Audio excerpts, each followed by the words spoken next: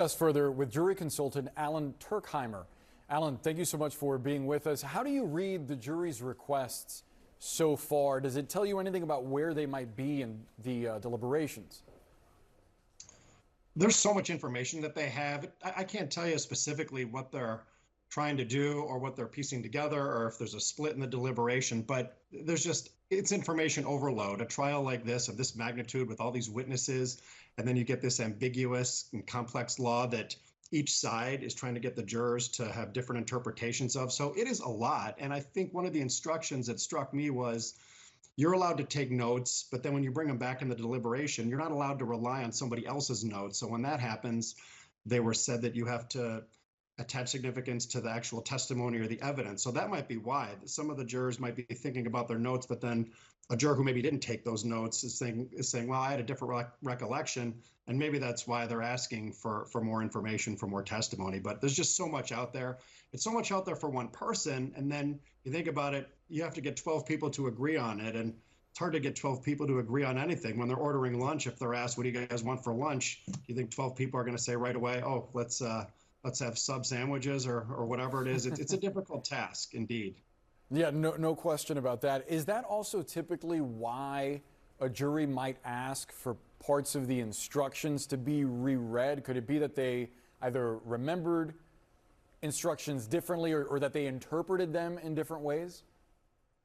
Sure, you could have a juror say that when the judge read the instruction on making inferences or circumstantial evidence, I thought he meant X, Y, Z, and another juror meant, no, I think it's more of taking a leap where there's no direct evidence. And if there's any kind of dispute or controversy or even disagreement in the jury, it can be even mild or low key. They might think, okay, well, we're not sure. We have to get it right. Let's ask the judge. And it seems like that's what they're doing.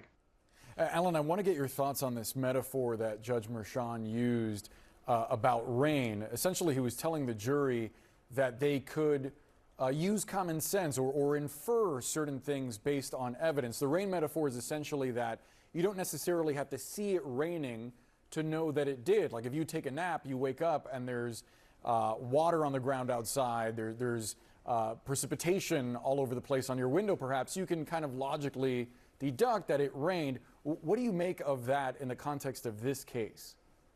Right. I'm from Wisconsin, so it's snow where I come from, but they're just trying to piece it together, and they're assessing something, and some jurors might be thinking, well, we don't have a smoking gun. Maybe that came up. That's talked about a lot in deliberations, or some kind of real direct evidence. But it's the common sense aspect that you just referenced, that if some jurors have a really strong feeling based on evidence and they think that they can get to this point, that they can connect the dots, they want to know if that will fit within the definition of circumstantial evidence. It's not direct evidence, but circumstantial evidence, as judges often say, can be just as powerful and persuasive as direct evidence. So would you say that benefits the prosecution then?